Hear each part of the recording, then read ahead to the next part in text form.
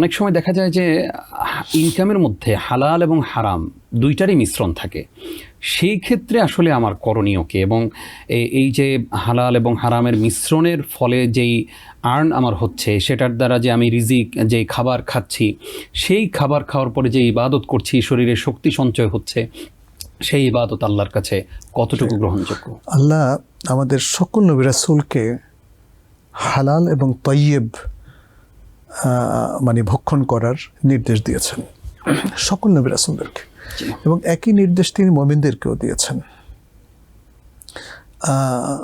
কুলু মিন তাইয়্যিবাতি মা রাযাকনাকুম হালালান তাইয়্যিবা, এরকম মানে একই ধরনের আয়াত বেশ কয়েকটা আছে। তোমাদেরকে যে রিজিক দিয়েছে, জমিনে যে রিজিক দিয়েছে, সেখান থেকে তোমরা হালাল এবং তাইয়্যিব ভক্ষণ করো।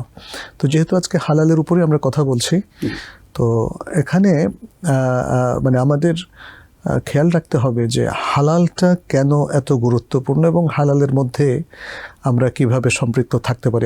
যেহেতু আমরা একটা মিশ্র ধারায় জীবনযাপন করি, ফলে আমাদের ইনকামের মধ্যে মিক্স আপ হয়ে যায়। একটা মুসলিম সমাজে নানা কারণে, অনেক অনাচার ঢুকে পড়ার কারণে হালাল হারামের মধ্যে আসলে মিশ্রণ দেখা দিয়েছে।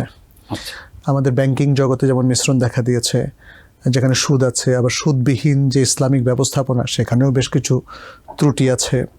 তারপরে আমাদের বাজার ব্যবস্থাপনার মধ্যে ত্রুটি আছে। আমাদের স্টক এক্সচেঞ্জের মধ্যে আমরা দেখি কিছু আছে হালাল স্টক, আবার কিছু আছে হারাম স্টক। আবার কিছু যেগুলো হালাল স্টক, সেখানেও দেখা যাচ্ছে যে নিয়ম নীতি বেঁধে দেওয়া আছে, সেটা যখন ভায়োলেট হয়ে যায়, সেই স্টকটা আবার হালাল থেকে বের হয়ে হারাম হয়ে যায়। ফলে মানে এই ধরনের একটা ভয়ঙ্কর মিশ্র একটা পরিবেশ আমাদের মধ্যে থাকে। আবার যে চাকরিটা আমরা করছি যে কোম্পানিতে, সেই কোম্পানিতেও দেখা যায় যে অনেক অনাচার আছে। পুরো কোম্পানির মূলধনটাই হয়তো সুদের ভিত্তিতে এখানে ইনভেস্ট করা, এটা একটা মানে কোম্পানির মালিক তিনি সুদ দিয়ে যাচ্ছেন। আবার এটাও হতে পারে কোনো কোনো কোম্পানিতে সুদ থেকে তিনি রেভিনিউ আর্ন করছেন।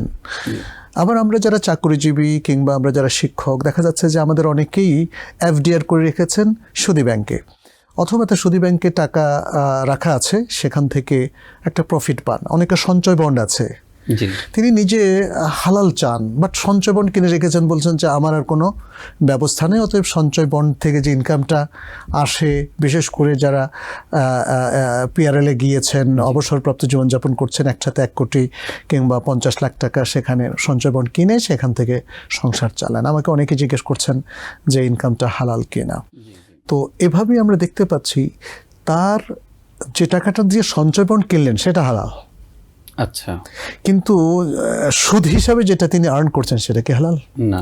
আপনি আপনার হালাল টাকাটা যদি কোনো একটা সুদী ব্যাংকে রাখেন এবং সেখান থেকে সুদ নেন, তাহলে হালাল টাকা কি এই সুদটাকে হালাল বানাবে? হালাল বানাবে না, কারণ সুদটা হারাম। অতএব আপনার হালাল টাকা হলেও এই হালাল টাকার মাধ্যমে আপনি প্রডিউস করছেন হারাম। আবার যখন আপনি চাকরি করবেন, সেই চাকরির মধ্যে দেখতে হবে আপনার চাকরির একটা অংশ কিন্তু হালাল না, আপনি সেখানে আনএথিক্যাল কাজ করছেন, আপনার কাজের একটা অংশ ইসলাম অ্যালাউ করে না। তাহলে কি হালাল হারাম মিক্স হয়ে গেল।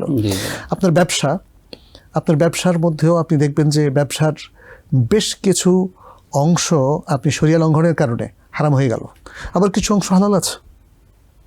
তাহলে এই যে আপনার মূল প্রশ্নের ফোকাস তো এটাই, এই যে প্রত্যেকটা জায়গায় আমরা দেখতে পাচ্ছি হালাল হারাম মিক্সের একটা সমারোহ আছে। সেই জায়গায় ইসলাম আমাদেরকে কি বলে? প্রথম কথা হচ্ছে, ইসলাম হারামকে কোনো অবস্থাতেই জায়েজ বলে না, অ্যাকসেপ্ট মরণাপন্ন ব্যক্তি যদি হারাম খাওয়া ছাড়া জীবন বাঁচানো তার কঠিন হয়ে পড়ে, ততটুকু সে নিতে পারবে যতটুকু দিয়ে সে জীবন বাঁচাতে পারবে। অন্যথায় হারামকে হালাল করার আর কোনো সুযোগ নাই। অতএব কোনো ব্যক্তি যদি তার ইনকামের মধ্যে একটা অংশ খুঁজে পায় যে সেটা হারাম, সেটা ব্যাংকিং সুদের কারণে হোক, সঞ্চয় বন্ড থেকে ইনকাম হোক, অথবা তার ব্যবসার একটা অংশ হারাম হওয়ার কারণে হোক, অথবা তার শরিয়া লঙ্ঘনের কারণে হোক, যাই হোক না কেন, যে কোনো জায়গায়, সেটা শিক্ষকতা, প্রশাসনিক কাজ, কোম্পানির কাজ, সরকারি কাজ, বেসরকারি কাজ, যেখানেই হোক না কেন, এটা তাকে বের করে দিতে হবে। হারাম ইনকামটাকে আমাদের সেপারেট করতে হবে। হারাম ইনকাম এটা কনজিউম করার কোনো অনুমোদন শরিয়াতে নাই। জি। বললাম না একটা শুধু অবস্থা আছে জরুরি অবস্থায়, জি। কিন্তু আপনি যে মিক্স ইনকামের কথা বলছেন এটা জরুরি অবস্থা না। জি না। মানুষ লাখ লাখ টাকা ইনকাম করে, এর মধ্যে বিশাল একটা অংশ হারাম, এটা জরুরি অবস্থা না। জি। জেনে বুঝে হারাম খাচ্ছে মানুষ, এবং এটা জায়েজ নেই, এটা জায়েজ কোনোভাবে। নেই। একদম যথার্থই বলেছেন Sheikh. Adin Television, a complete way of life.